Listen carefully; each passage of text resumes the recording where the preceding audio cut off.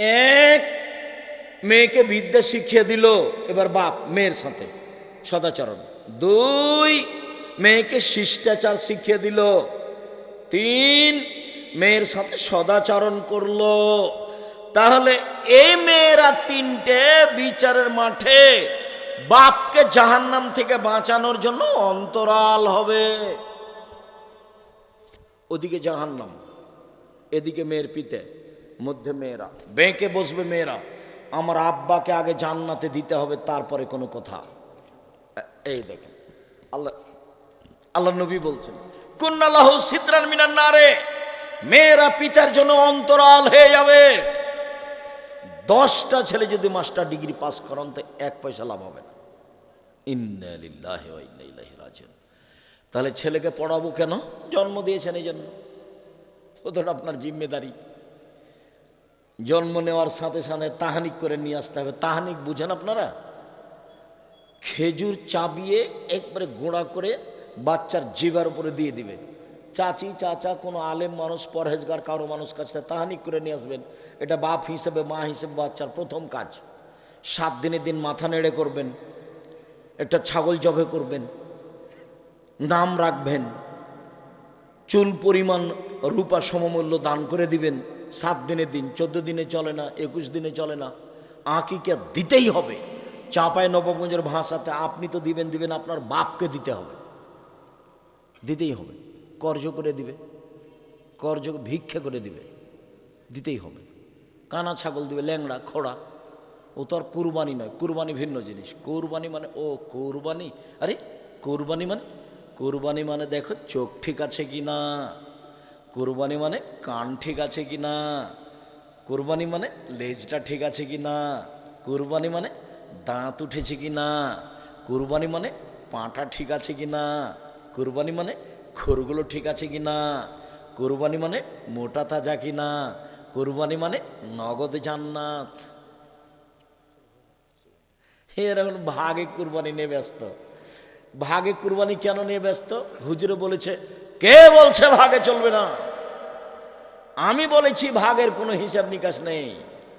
টাকা বেশি আছে উট দিয়ে কুরবানি দিতে হবে, টাকা কম আছে গরু দিয়ে, টাকা কম আছে খাসি দিয়ে, টাকা কম আছে ছাগি দিয়ে, টাকা কম আছে ভেড়া ভেড়ি। নিচে নামে আসতে থাকেন নাকি নাসির? ভেড়া ভেড়িতে তো কম দাম সবচেয়ে, তো ভাগে গেলেন কেন? কে বুদ্ধি দিল? আমি কোনোদিন বলিনি ভাইজান, 90 সাল থেকে আমি কোনোদিন বলিনি। ও তো ভিন্ন জিনিস। রামাজানের শেষ দশকের চেয়ে কুরবানি জুলহিজ্জার প্রথম দশক বেশি দামি। 3টা কারণে: 1 কুরবানি, 2 হজ, 3 আরাফা। এই জন্য রমজানে আছে মাত্র 1টা লাইলাতুল কদর, আর জুলহিজ্জাতে আছে কয়টা? 3টে। এই জন্য ওইটা বেশি দামি এটার চেয়ে। কুরবানি মোটা তাজা, সুন্দর, ঝকঝকে, টকটকে, টাকা বেশি খরচ করে একবারে এক কাজ 10 বার দেখবেন, বাপে দেখবে, বেটা দেখবে, কাজের লোক দেখবে। আরে দেখ রে, টাকা পরেও ঝকঝকে কি না দেখ। বুঝাতে পারিনি কথা মনে হয়? টাকা কত লাগবে সেটা পরে, একবারে কান দেখ, পা দেখ, লেজ দেখ, দাঁত দেখ, এগুলো দেখ মোটা তাজা কিনা, সুন্দর দেখ, ঝকঝকে। জান্নাত কিনবো সেই জন্য। আর আঁকিকে ভিক্ষা করে প্রয়োজনে। ভিক্ষা করবো কেন আব্দুর রাজাক সাহেব? অত নিচে নামেন কেন?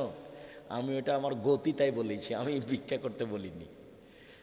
আমি কথার গতি তাই সেটা বলি। আমি অত নিচে নামতে চাইনি। কর্জ করে দিবেন, ঋণ করে দিবেন, দিতেই হবে। কানা ছাগল দেন, খোড়া দেন, ল্যাংড়া দেন, 3 মাসের দেন, ওদের দিতে হবে, এটা জরুরি। বাচ্চা হাঁটতে শিখেছে, এর কাছে দোয়া নেন। বাচ্চা নিয়ে যে পরহেজগার মানুষের কাছে নিয়ে যান, বলেন চাচা আমার ছেলেটার জন্য মাথায় হাতে একটু দোয়া করে দেন তো চাচা। হুজুর আমার ছেলের মাথায় হাতে একটু দোয়া করে দেন। সাহাবীগণ কত প্রমাণ, রাসূলের কাছে গিয়ে বলছেন আমার ছেলেটার জন্য দোয়া করে দেন।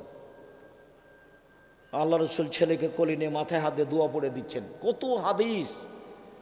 সব সময় বলবেন চাচা আমার ছেলেটার জন্য দোয়া করবেন, আমি আমার ছেলেটাকে একটা উচ্চ শিক্ষিত করতে চাই, দিনের বড় খাদেম করতে চাই। এই দেশের মানুষ যেন তার মুখের উপরে দাঁড়িয়ে সাহস করে কথা না বলতে পারে, এরকম একজন বিদ্বান করতে চাই যার কথা জাতি শুনবে। এটা স্বাদ নিয়ে আমি দিন কাটাচ্ছি। চাচা আমার ছেলের জন্য দোয়া করবেন, খালা আমার ছেলের জন্য একটু দোয়া করবেন, খালা আমি এইটা চাচ্ছি। আপনার মুখখান খুলতে পারেন না মানুষের কাছে, কথা আমি বুঝাতে পারিনি মনে হয়।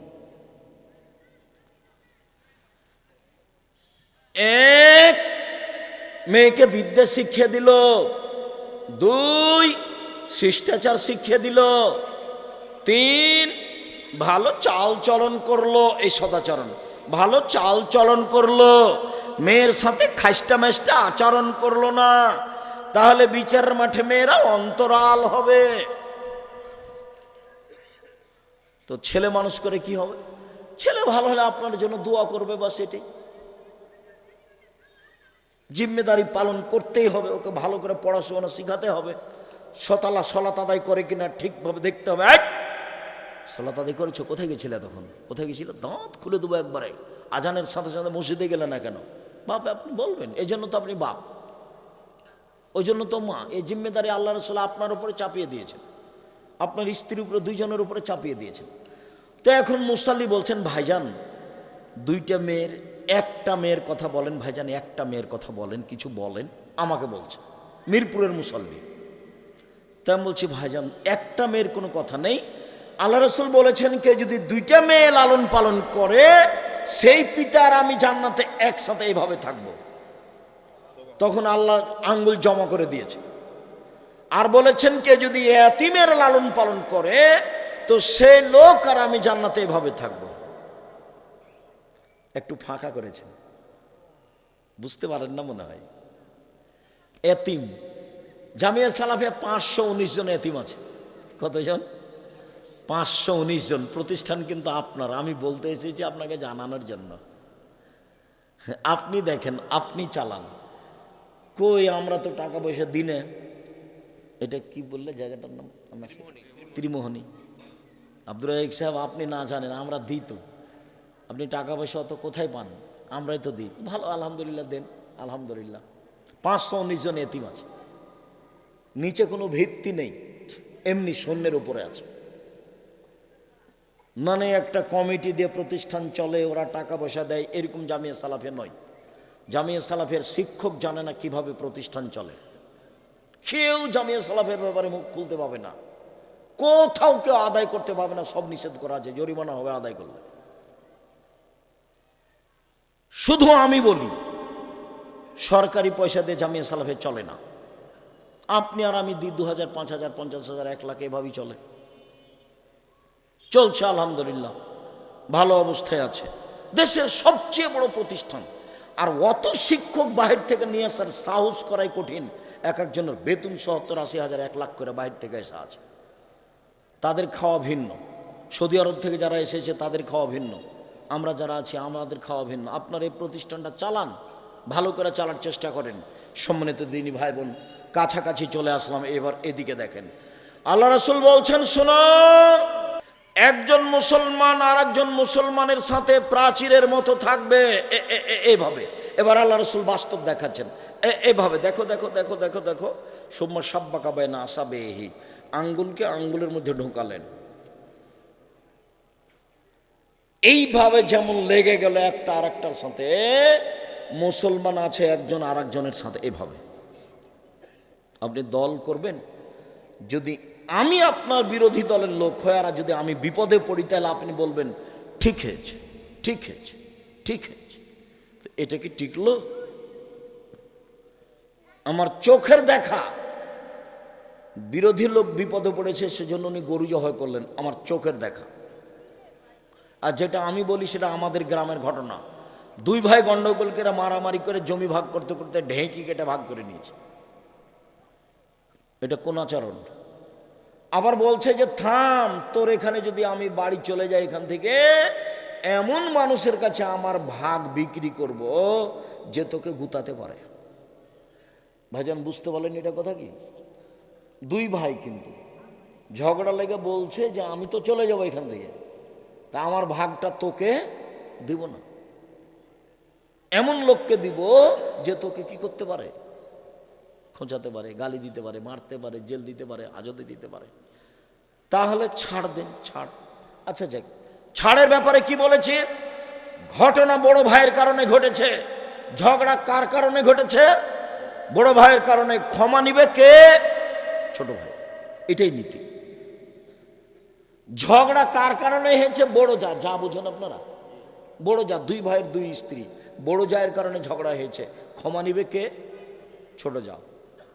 বুবু আপা ভুল হয়েছে, চল আমরা এক মায়ের ছেলে মেয়ের মতো করে বসবাস করি। সকালে বলবে, সন্ধ্যায় বলবে, রোজ বলবে। আপা বলে ডাকবে, বুবু বলে ডাকবে, সম্মান দিয়ে ডাকবে। আসার সাথে সাথে তাড়াহুড়ো করে উঠে চেয়ারটা বসতে দিবে ওই যাকে, যে যার সাথে কথা বন্ধ আছে। আগামীকাল সন্ধ্যা হতে হতে কথা চালু করতে হবে যে কোনো মূল্যে। আমি তো চেষ্টা করি। মৌলানা সাহেবকে আমি বলছি, মৌলানা সাহেব আসেন। জামিয়া সালফের সাহেব বলেন আসেন, তা হাসছে। আসেন না, হাসছে। তখন যে আপনার বাপও পারবে না, আমাকে ডাকেন। আপনাকে ডাকে বলেন মুচি দিয়ে ডাকেন, মুচি দিয়ে। খালি বললেই চলে যাব। এর অর্থ এই নয় যে আমি রাস্তায় পড়ে আছি। তার মানে আমার কাছে কোনো প্রতিশোধ নেই, আমার কাছে কোনো হিংসা বিদ্বেষ নেই। কেউ যদি গালি দেয় খুব, দিতে দিতে বন্ধ করে, তখন আবার আমি রিং দিয়ে বলি, ভাইজান মোবাইলের টাকা কি শেষ হয়ে গেছে, মনে হয় গালি বাকি ছিল, আর একটু দিয়ে নেন যদি থাকে। শুরু করে আমার মা দিয়ে, আমার বোন দিয়ে, এগুলো দিয়ে শুরু করে ও। আমি তার প্রতিশোধ নেওয়া বুঝে পাতাই পড়ি না আমি। ওটাই ছাড় দিতে শিখেন, ছাড়। বড় ভাইকে সম্মান করতে শিখেন বাপের মতো, বড় যাকে সম্মান করতে শিখেন মায়ের মতো। প্রতিবেশীর সাথে ভালোভাবে কথা বলার চেষ্টা করেন। প্রতিশোধ নেই, প্রতিবাদ নেই, প্রতিশোধ নেই, প্রতিবাদ নেই। শেষের দিকে চলে এসেছি। রাসূল সাল্লাল্লাহু আলাইহি ওয়াসাল্লাম বলছেন, আল মুমিন লিল মুমিন কারাজুলিন ওয়াহিদ। সারা পৃথিবীর মানুষ একটাই, সারা পৃথিবীর মানুষ একটাই। ইনিস্তাকা আইনহু ইস্তাকা কুল্লহু। যদি চোখ ব্যথা করে সারা শরীরে ব্যথা বুঝে, যদি মাথা ব্যথা করে সারা শরীরে ব্যথা বুঝে। তার মানে ওইটা আমার ভাই, ওর সাথে গন্ডগোল মানুষ মাত্র হয়ে যেতেই পারে। ও একটু বিপদে পড়েছে, তাড়াহুড়া করে যেতে হবে। ভাইজান কি খবর? ছেলে অসুস্থ নাকি? অ্যাম্বুলেন্স লাগবে? ডাক্তারের কাছে যাব? কি করা লাগবে বলেন? এর নাম হল একসাথে থাকা, এক শরীরে। বুঝাতে পারি না কথা বলো? সব সময় সুবিধা অসুবিধায় থাকতে হবে প্রতিবেশীর সাথে,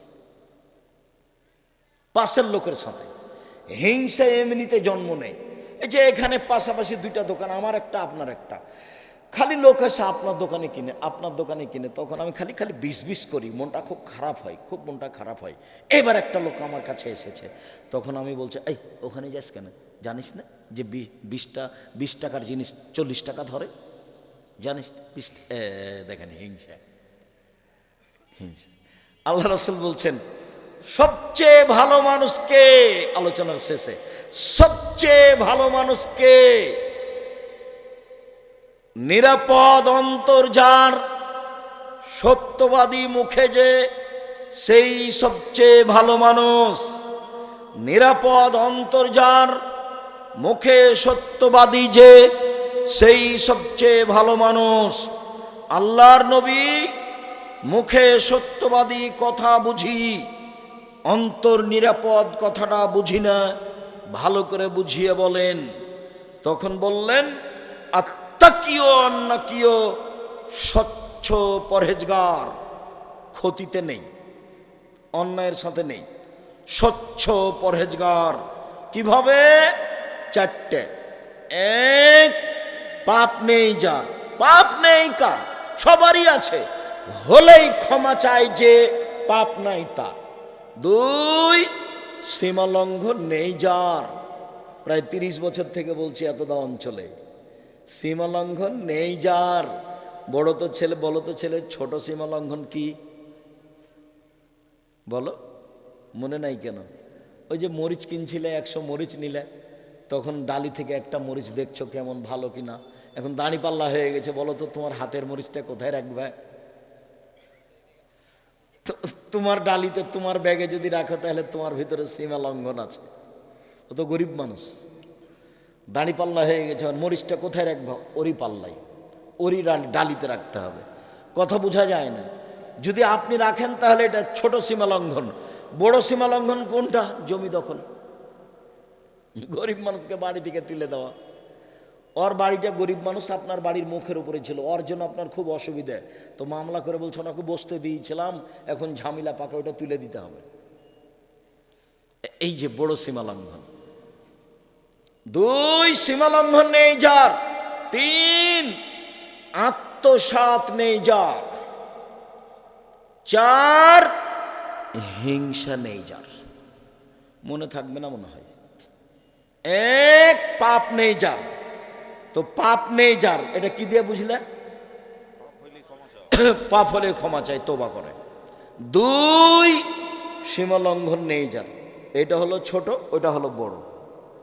3 আত্মসাৎ নেই যার। আত্মসাৎ বড়, ওই যে পদ্মা সেতুর টাকা, রাস্তার টাকা, আত্মসাৎ। ছোট আত্মসাৎ কি? গ্রামের লোকের ছেলেরা একটা কাজ করবে, ছেলেরা সবাই মিলে টাকা উঠিয়েছে 20,000 দিয়ে, বলেছে তোরা 2জন বাজার করে আয়। তো 2জন বাজারে গেছে, তখন 2জন বলছে চা খাইতে হবে রে, নাস্তা করতে হবে। তো ওরা 20 টাকা নাস্তা করেছে। নাস্তা করে তখন জিনিসের দাম বাড়িয়ে বাড়িয়ে 20 টাকা ওর মধ্যে লাগিয়ে দিয়েছে। ধরবে সেই জন্য এখানে এই যে 20 টাকার আত্মসাৎ। এটা আত্মসাৎ, ওটা আত্মসাৎ, বোঝা যায়নি। এর নাম আত্মসাৎ। মানুষকে পরীক্ষা করলে টাকা দিয়ে পরীক্ষা করতে হবে, জামিয়া সালাফের বোর্ডিং চালিয়ে পরীক্ষা করতে হবে। টাকা 500, 700, 1000, 2000 ছাত্র, বাপরে এত টাকা কোথায়? হাট বাজার করতে প্রতিদিনই যাই, কিভাবে ঠগায় কিভাবে ঠগায়। তখন একবারে অল্প দিনেই 2-3 লাখ টাকা মেরে দিয়েছে। দেখতো খুব সুন্দর, দাড়িও খুব ঝকঝকে। কি ব্যাপার, ঘটনা কি? সবারই সন্দেহ হয়, টাকা গেল কোথায়? তখন ওকে ধরা বলা হচ্ছে, কি ব্যাপার এরকম হলো কেন? তখন বলছে আমি আমার কাজে লাগিয়েছি। ঘুরতে ঘুরতে দেখা গেল যে অল্প সময়ে অনেক টাকা মেরেছে। ইন্না লিল্লাহি ওয়া ইন্না ইলাইহি রাজিউন। আল্লাহ রহম করো। শুনুন, ভালো হওয়ার 4টা পথ। 1 পাপ নেই যার। 2 সীমা লঙ্ঘন নেই যার। 3 আত্মসাৎ নেই যার। 4 হিংসা নেই যার। হিংসা এমনিতে জন্ম নেয় স্বাভাবিকভাবে।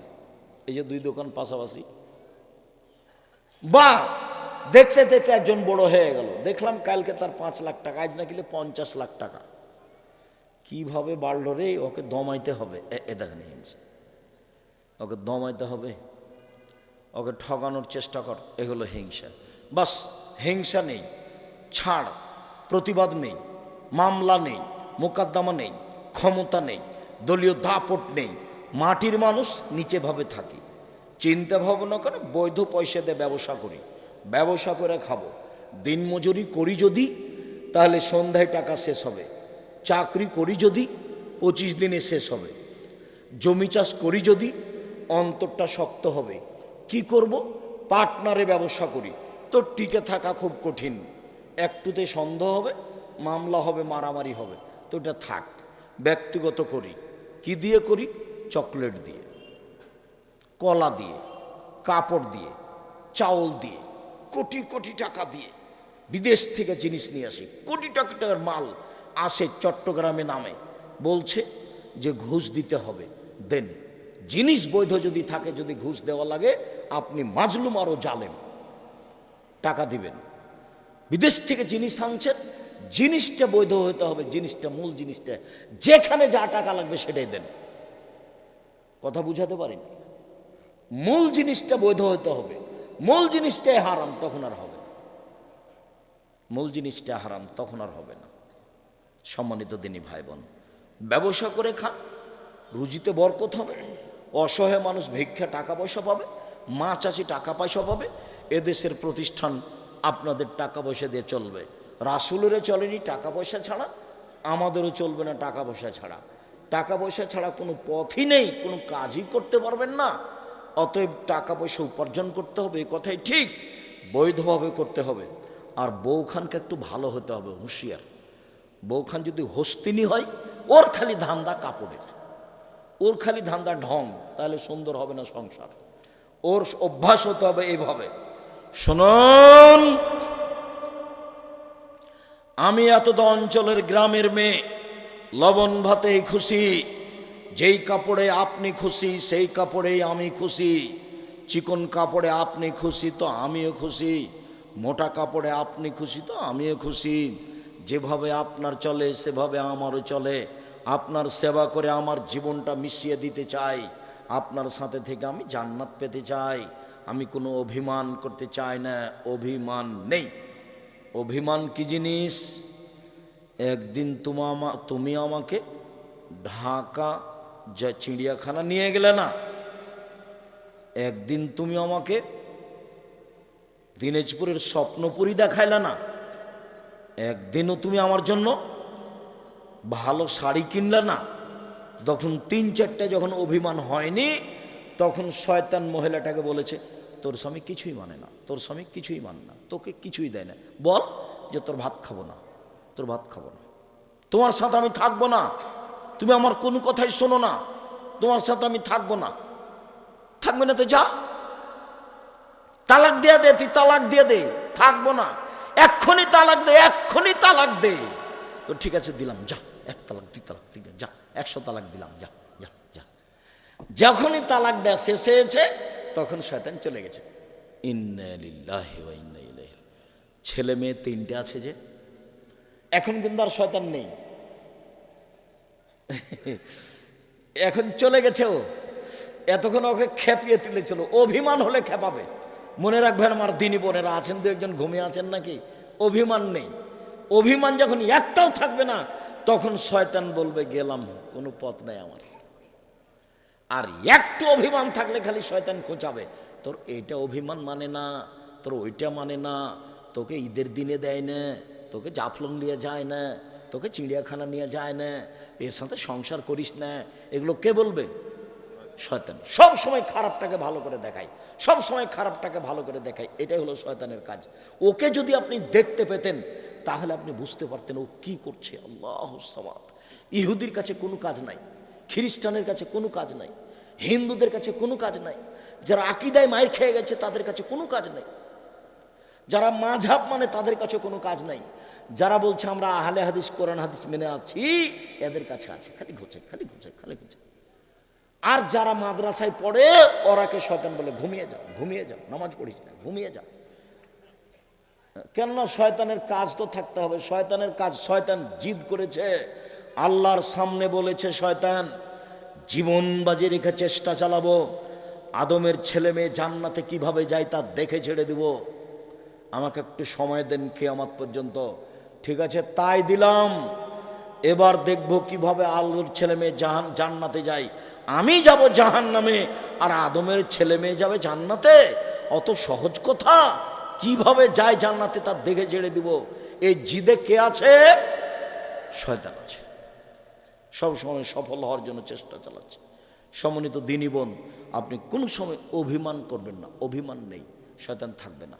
এই যে এখন তালাকের কথা বলতে বলতে 100 তালাক দিয়ে দিয়েছে, এখন মৌলানা সাহেবের কাছে গেছে, বলে 1 রাতের জন্য বিবাহ দিতে হবে। এটা আবার কি হল? আস্তাগফিরুল্লাহ। আব্দুর রাজ্জাক বলে দেখেন, হ্যাঁ 1 তালাক হয়েছে, সংসার করেন, কোনো সমস্যা নেই, মুখখান বন্ধ রাখেন, 2টা মারিয়েন, তালাক বলিয়েন না, তালাক বলিয়েন না, মুখে তালাক বলবেন না। যদি নাই চলে তো সমাজ বিচ্ছিন্ন করবে, আপনি মুখে বলবেন না, মুখ খুলবেন না, রাগ করে একটা মারিয়েন, কিন্তু তালাক শব্দ মুখে আনবেন না। তালাক শব্দ বললেই শয়তান বলেছে হ্যাঁ এবার হয়েছে, এবার হয়েছে, ওকে আমি একটা পর্যায়ে জাহান্নামে নিয়ে যাব, ওকে 1 রাতের জন্য বিবাহ দাও ওর বউকে, অন্তত এটা তো করবো। হাফেজ সাহেব আছে, তাই 1 রাতের জন্য বিবাহ দিয়েছে, সকালে তালাক দিয়ে দিয়েছে, তখন আবার ফিরিয়ে নিয়েছে। সম্মানিত দিনী ভাই বোন, সদাচরণ ইবাদতের জগতে সবচেয়ে ভারী নেকির ইবাদত। আজ থেকে কোনো প্রকার হিংসা বিদ্বেষ নেই, সব ছাড়। আজ থেকে এশার সালাতের পরে বাড়ির বাইরে থাকা নেই, গান বাজনা বাদ্যযন্ত্র নেই, দোকানে বসে আড্ডা পিটা নেই, বাড়িতে বসে গল্প মাজমা জমানো নেই।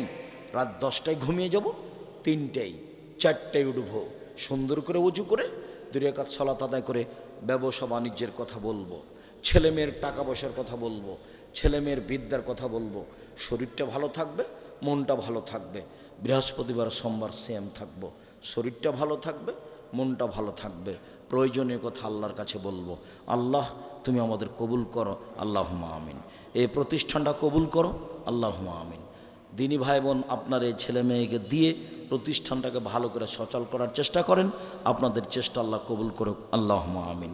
এই কথা বলে সবার কল্যাণ কামনা করে আপাতত আজকের মতো কথা এখানেই শেষ করলাম।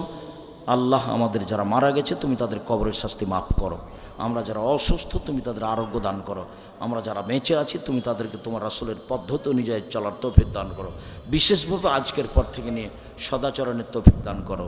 এ দাবি, এ দাওয়া, এ দোয়া রেখে আজকের আলোচনা এখানে শেষ করলাম। সুবহানাকাল্লাহুম্মা ওয়া বিহামদিকা আশহাদু আল্লা ইলাহা ইল্লা আনতা আস্তাগফিরুকা ওয়া আতুবু ইলাইক। আসসালামু আলাইকুম ওয়া রাহমাতুল্লাহ।